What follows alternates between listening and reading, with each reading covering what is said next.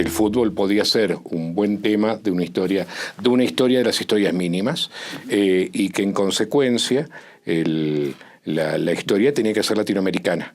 Entonces, es como que la idea no es mía. Yo compro la idea, en el sentido de que me parece un buen desafío.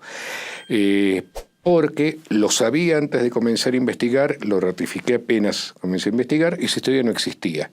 O sea, nunca se había hecho una historia de América Latina, del fútbol en América Latina. No hay demasiado, hay algunas historias nacionales, pocas historias locales, ninguna historia regional, y lo que había habido eran 3 libros anglos, entre comillas, de 2 ingleses y de un norteamericano, donde el foco estaba puesto en ciertos casos. La primera historia, por ejemplo, de Tony Mason, de hace muchísimos años, era, decía el fútbol de América Latina, pero en realidad era Argentina, Brasil y Uruguay solamente. Entonces, bueno, el desafío vino por ese lado. Nunca se había hecho de todo el subcontinente, ¿no? Caray, me parecía que ahí había algo para indagar. ¿Qué tipo de comparaciones podían hacerse entre cómo había surgido el fútbol en todo el continente, en primer lugar, y cómo se había desarrollado, y una clave que era cómo se había popularizado? Era como que había cierto diagnóstico previo, más o menos compartido, de que el fútbol lo trajeron los ingleses y luego se volvió popular. Y entonces, sobre esos 2 ejes, mi idea fue, bueno, a ver, veamos país por país y comparativamente si realmente lo trajeron los ingleses y cómo se volvió popular. Y bueno, nada, ahí fue cuando cuando empecé el proyecto, yo pensé que lo iba a sacar más fácil, que mi conocimiento respecto del caso argentino y en menor medida del caso brasileño me iba a alcanzar, que lo único que me encontraba eran... ¿cómo decirlo? Remesones de esos casos particulares. Y me encontré con que no, con que las historias eran muchísimo más complejas, muchísimo más complejas. Creo que le pude dar respuesta inclusive a la primera de las 2 preguntas. Esto es, ¿cómo nace el fútbol en América Latina, país por país? Y cómo las historias son muy particulares, son muy distintas, que no hay tantos ingleses, que hay muy pocos ingleses en realidad, en relación con lo que decía el mito, etc. Respecto de cómo se populariza, también las historias son distintas. No ocurre lo mismo en Uruguay que en Brasil, que en la Argentina, que en Perú, que en Chile, que en México. Para no seguir con, por ejemplo, el mundo centroamericano, ¿no? Sobre el cual todavía creo que se puede indagar mucho más. Y realmente fue fascinante encontrarme con esos procesos.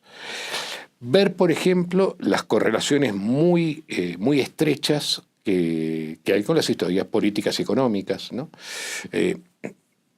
Podríamos decir que la ley general es que hay una relación estrecha entre el desarrollo del deporte y la integración en el mercado mundial capitalista de fines del siglo XIX y principios del siglo XX. Y que entonces, al indagar, por ejemplo, cómo había surgido el fútbol en Honduras, tenía que ir a buscar información sobre los ferrocarriles en Honduras, por ejemplo, ¿no? Era muy notorio que el caso argentino y uruguayo eran particularmente sobresalientes, ¿no? Entonces, ahí había nacido el fútbol latinoamericano. Pero a ver, junto a ellos está Brasil. Y entonces, ¿por qué en Brasil no había ocurrido algo similar? Bueno, tenía que ver también con el modo de integración de Brasil al capitalismo de fines del XIX y principios del XX, pero también la propia situación brasileña de una república absolutamente joven, la relación con el esclavismo, con los monocultivos, etcétera, etcétera. Yo no sé si todo eso está en el libro. Lo que yo aprendí sobre historia latinoamericana fue fantástico.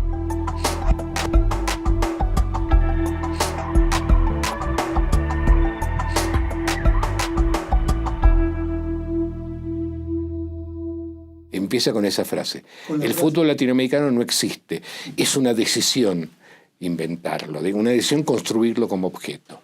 Pero es una decisión que tiene que ver con todas las diferencias. Sin embargo, hay una cuestión muy fuerte y muy potente que se repite a lo largo y a lo ancho del continente, que es la relación con la cultura popular.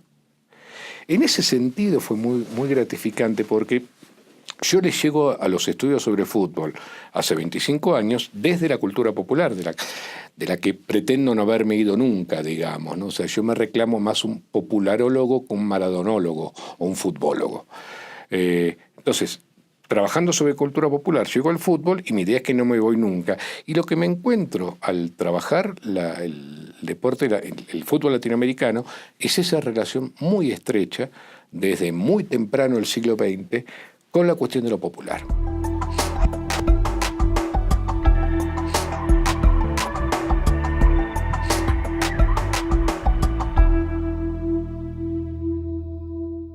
No lo he indagado.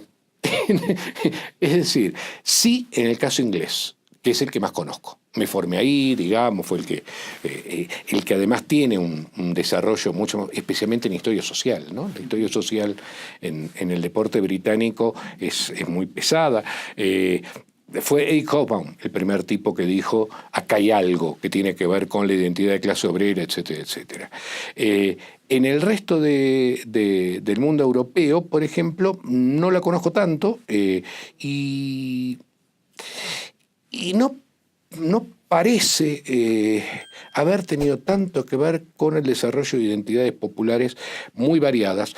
Hay una diferencia que es notoria, que hace de América Latina un caso muy particular, que es la relación con el mundo afrodescendiente.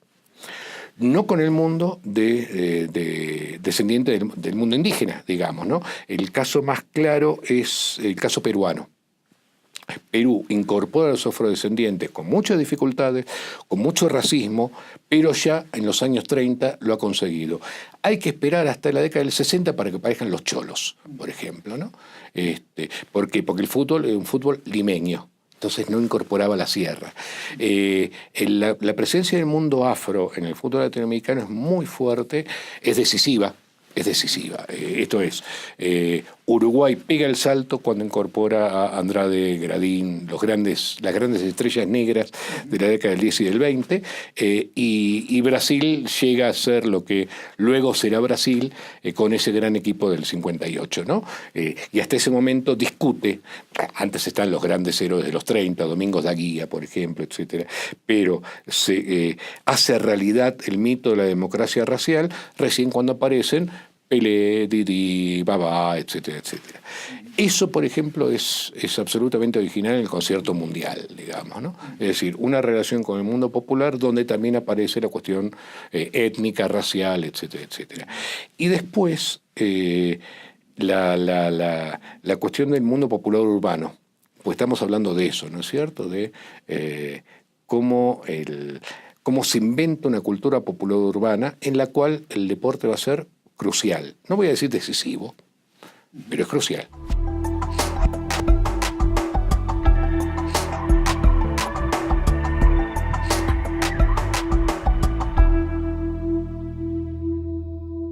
Fue una de las preguntas de arranque.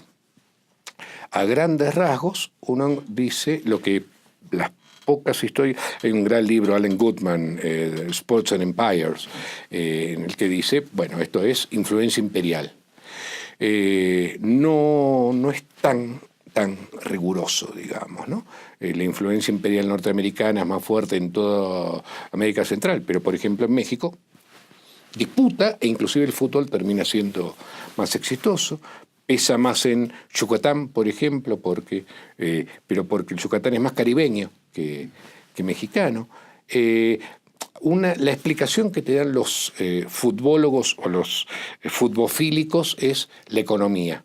Esto es que el fútbol exige menos equipamiento y entonces la única inversión es una relación costo-beneficio muy alta porque hay una muy baja inversión en equipamiento, es decir, algo redondo y espacio, simplemente. Mientras que el béisbol necesitaría mayor equipamiento. Sin embargo, los que han trabajado en la historia del béisbol caribeño te usan el mismo argumento, te dicen la baratura, ¿no? Con lo cual estaríamos en posiciones similares.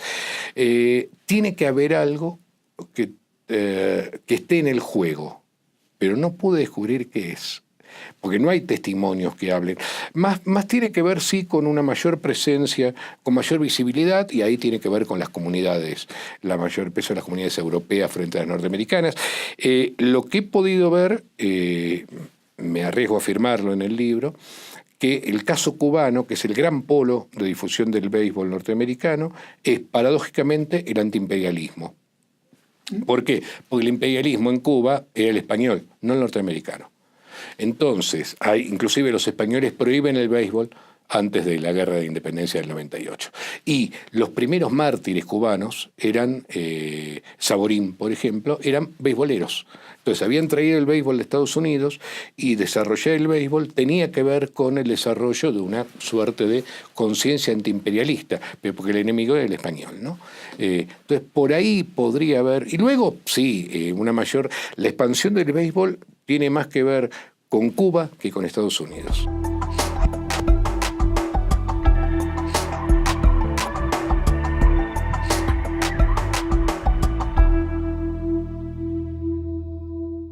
En realidad, los dos primeros grandes casos de la relación entre eventos deportivos y regímenes políticos son la Italia del 34 y la Alemania del 36 en los Olímpicos.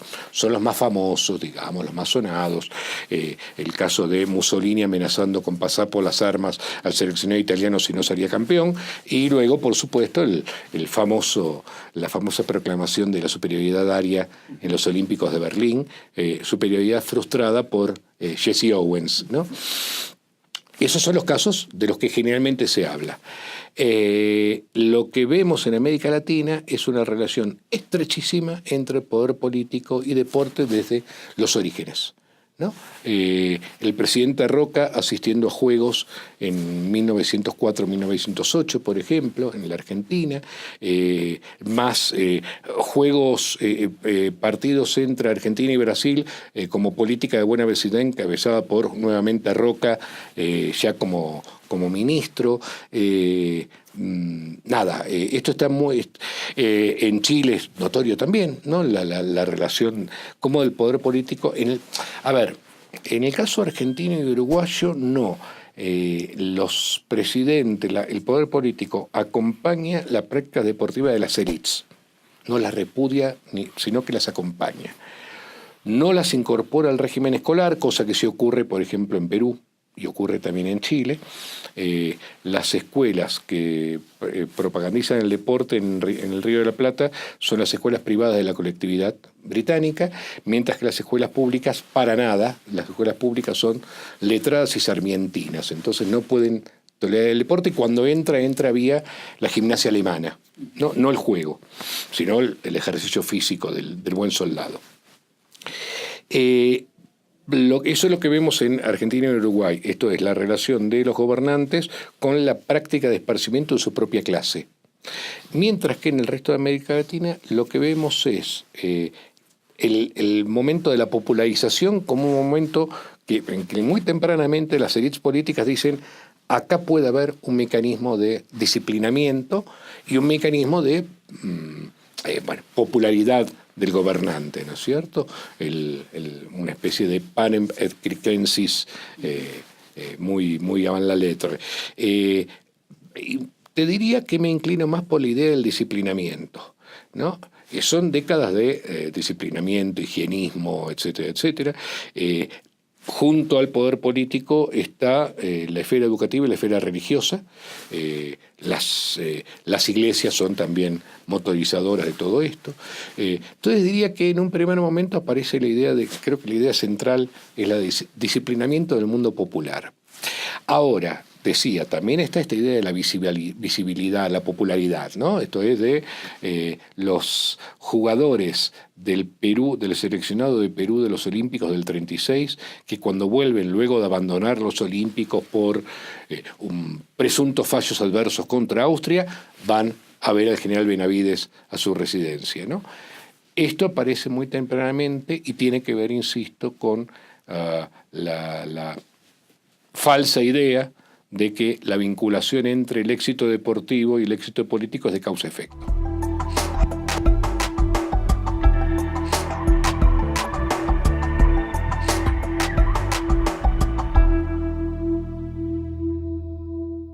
Pero la guerra del fútbol es un buen ejemplo de esto. La guerra del fútbol es un invento periodístico. Existió la guerra, pero no fue causada por el fútbol. Lo inventó Kapuscinski, ¿no? Esto, toda la bibliografía coincide en que fue Kapuscinski el que le puso la guerra del fútbol a la guerra entre Honduras y El Salvador. Pero uno no puede explicar la guerra entre Honduras y El Salvador por una eliminatoria para una copa. Había habido, es como sostener que la guerra de los Balcanes se produjo porque los hinchas de la Estrella Roja de Zagreb y el Dinamo de Zagreb y la Estrella Roja de Belgrado se llevaban muy mal, digamos. No. En el fútbol uno puede ver, no un reflejo, sino puede ver como un foco, a veces bastante distorsionado, otra serie de elementos sociales y culturales. Pero desde ya que no hay causa y efecto. Desde ya. Mira, sobre esto, en la proximidad de la Copa lleva a la demanda periodística cada 4 años renovada de Pablo, ¿nos podés decir cómo ves el Mundial que se viene? ¿No? Y entonces yo vuelvo sobre esto mismo. La historia, en toda la biblioteca de investigación sobre el deporte, no hay un solo caso de una relación causa-efecto entre deporte y política, ni un solo caso. Pero al mismo tiempo, toda esa biblioteca demuestra que los políticos, la clase política, está convencida de que la hay y actúa en consecuencia, ¿no? Esto es como que es tanta la gente que cree que esa relación existe, que un día van a conseguir que esa relación exista. Pero la relación no es tal, o sea, no hay monocausalidad. Pero actúan como si existiera, porque creen firmemente que existe, ¿no? Entonces, que el Macri está convencido que su gobierno va a mejorar si Argentina gana el Mundial, que la aprobación popular va a crecer si Argentina gana el Mundial, y eso se reproduce a lo largo y a lo ancho de todo el continente. El presidente colombiano Santos haciendo campaña vestido con la camiseta, es un caso único en el continente. Peña Nieto invistiendo, abanderando a la selección mexicana antes de la Copa del 2014. Y así podríamos seguir, ¿no? Esto es, creen. Insisto, no es que hay, lo que sí hay es la creencia. La creencia existe, eso es indudable.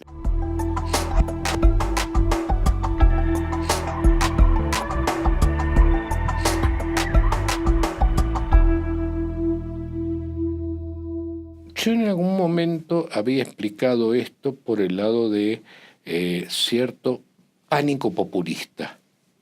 La aseveración en los años 80 era que estos fenómenos solamente podían ser leídos en clave celebratoria y populista, y que por lo tanto tenían que ser... A ver, la idea era que se tratara de banalidades, que no impactaban de ninguna manera en la vida social, cultural, económica, política de nuestras sociedades. Cosa que estaba claramente demostrado que no era así, digamos, ¿no es cierto? En términos económicos estábamos hablando ya en los 80 de una de las mercancías más importantes de la industria cultural continental. En los años 80, comienzos de los 90, la constitución de los grandes emporios mediáticos latinoamericanos, Televisa, Globo, Clarín, Torneos y Competencias, se da en torno del deporte, ¿no? Sin embargo, quedaba esa idea de que en última instancia es banalidad, explicable a través de cierta hipótesis vaga sobre manipulación de públicos y cosas por el estilo, más el opio moderno de los pueblos, digamos, para hablar de otra tradición. Creo que eso obturaba mucho estos estudios, inclusive, aunque en los últimos 20 años y con mucha fuerza en los últimos 10, ese reparo empezó a reducirse, comenzó a aparecer mayor tolerancia y hoy, digamos que hay una mayor legitimidad del objeto y un crecimiento enorme de estos estudios. Sigue siendo un lugar menor, digamos, de las ciencias sociales latinoamericanas. Alguna vez escribí, nuestras tesis de doctorado nunca van a ganar premios continentales, digamos, ¿no? Una colega brasileña me recordaba que, sin embargo, había habido un par de casos de tesis brasileñas premiadas en organismos académicos. Creo que la obturación original venía por ese lado se trata de una banalidad que si aparece un texto solamente puede ser celebratorio y populista, por lo tanto tiene que ser descalificado. Entonces, que no podía haber una aproximación que no fuera sino celebratoria y populista. Y claro que había celebraciones populistas, pero no era la única mirada posible, digamos, ¿no? Lo que hacía falta, que fue lo que se hizo en estos 20 años, era sencillamente usar las categorías que tenemos a mano. O sea, somos historiadores, sociólogos, antropólogos, comunicólogos, culturólogos, lo que fuere, y tenemos un arsenal teórico, herramental y conceptual, que lo único que tienen que hacer es sencillamente ponerlo a funcionar. Y nada más. Y entonces los miedos a la menor cientificidad, digamos, tienen que desaparecer. No es el objeto el que no es científico, es tu mirada la que es o no es científica. Cualquier objeto es pasible de ser analizado. Y como decías al comienzo, más con las dimensiones que tiene este objeto, digamos, a ver, dentro de un mes el continente no se va a parar, pero el centro de la agenda, especialmente mediática y también de la experiencia cotidiana de la mayoría de los hombres, seguimos hablando de dimensiones masculinas, va a ser la Copa del Mundo. ¿Cómo no podemos prestarle atención a eso? Ahora, el objeto está, ¿cómo lo mirás? Bueno, caray, con la sociología, la antropología, la historia, los estudios culturales, etcétera, etcétera. No tenemos que inventar nada. Esto es un viejo, también, no un debate, digamos, ¿no? Una vieja insistencia mía. No hacemos fútbol, hacemos historia, sociología, antropología, etcétera, etcétera. El fútbol es el objeto, nada más. No es que estamos creando una disciplina.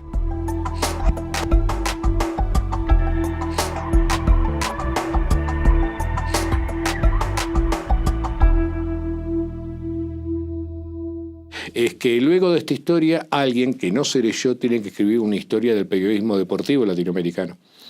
El fútbol fue una creación de periodistas deportivos.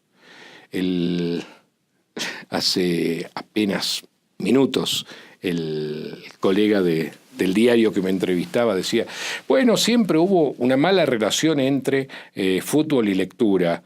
Yo le decía, de ninguna manera, el fútbol nace con la lectura popular. Nace con la prensa popular. Sin la prensa popular el fútbol latinoamericano no sería lo que fue ni lo que es.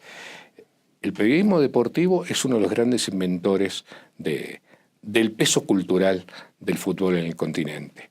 Ahora bien, también fue por eso el gran creador de estereotipos y de mitos. Porque sencillamente porque el modo narrativo del periodismo funciona en base a estereotipos y mitos. El periodismo no tiene por qué. No le podíamos proponer a Borocotó, el periodista uruguayo que inventó el periodismo deportivo en la Argentina, no le podíamos pedir que fuera antropólogo.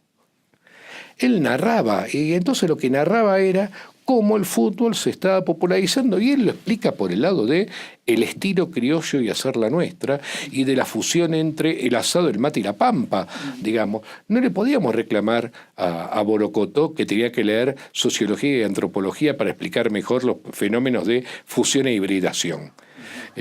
Entonces él lo hizo con lo que podía, pero claro, eran buenos relatores, eran buenos cronistas, y el peso de la prensa popular fue muy fuerte en la formación de nuestra cultura. Entonces, esos mitos se transformaron, esos relatos se transformaron en mitos. ¿Qué es un mito?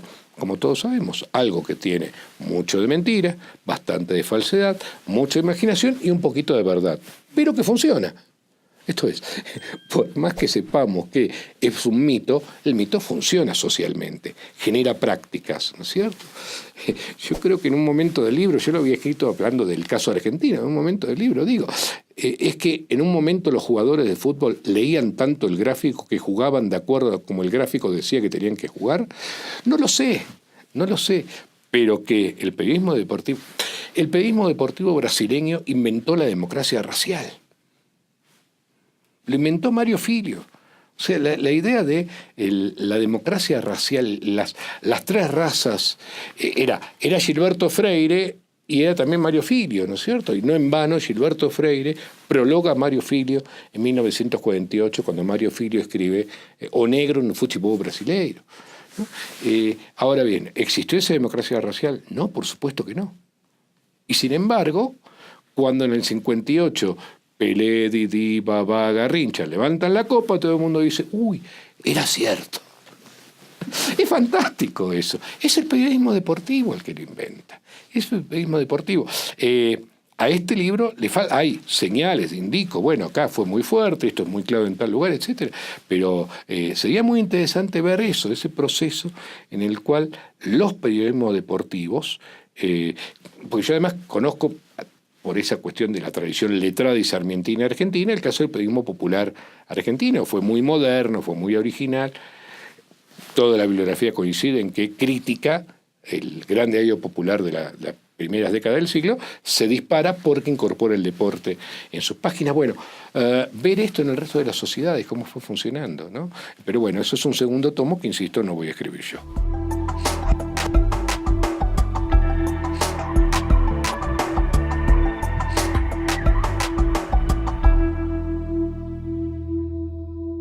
No sé si provocadoramente digamos que lo que unifica a la Conmebol y a la CONCACAF es el grado de corrupción de sus dirigentes. Lo que pasa es como los dirigentes de la UEFA no son precisamente un kindergarten, digamos, uno podría decir, bueno, ¿es eso un rasgo de distinción? Quizás la exhibición más grosera y obscena de esa corrupción distingue a la dirigencia latinoamericana de la dirigencia europea. La dirigencia europea ha sido un poco más cuidadosa, aunque el suizo Blatter y el argentino Grondona eran básicamente socios, ¿no? No sé si lo distingue, sí que nos unifica. No hay dirigencia deportiva en el continente que se distinga por su honestidad respecto de la corrupción desenfrenada de sus congéneres. Eso es un grado de unidad muy fuerte. El otro es lo que todos los colegas en todo el continente vienen hablando, la argentinización de los públicos. En el sentido de que lo que en la investigación local hemos llamado la ética del aguante, digamos, se ha continentalizado. Es otro elemento, sin duda, muy preocupante, porque es una ética exacerbadamente masculina, homofóbica, machista, muy integrada por la violencia, hace una ecuación en cuanto a violencia y masculinidad, ¿no es cierto? Y entonces en ese sentido no deja de ser preocupante. Pero eso es un proceso en el cual estamos metidos, digamos, que inclusive podría ser revertido en función de políticas adecuadas. Ahí hay otra cosa que unifica a todo el continente y lo distingue del caso europeo. Europa se tomó en serio los problemas de violencia y desarrolló estrategias locales y continentales, algunas más exitosas, otras menos exitosas, pero en general hay un principio que organiza el fútbol europeo y es que el eje de la organización es el respeto por el público, aunque sea en tanto que consumidor, ¿no? Entonces vos le tenés que dar un espectáculo caro, pero muy bien atado. Mientras que en América Latina sigue primando la idea de margaritas a los chanchos, como decimos en la Argentina, ¿no es cierto? Entonces, ¿para qué nos vamos a preocupar en dar buenos estadios, etcétera, etcétera? Si los públicos son, como todos sabemos, públicos populares, mal educados, malsanos, negros, etcétera, etcétera. Ese es otro elemento preocupante. La única política dedicada a temas de espectáculo, violencia, etcétera, más o menos exitosa y más o menos democrática en toda América Latina, es la colombiana. El resto es una política puramente policial, represiva, etcétera, etcétera, que no da ningún resultado ni va a darlo. Ese, lamentablemente, es otro factor de unidad continental.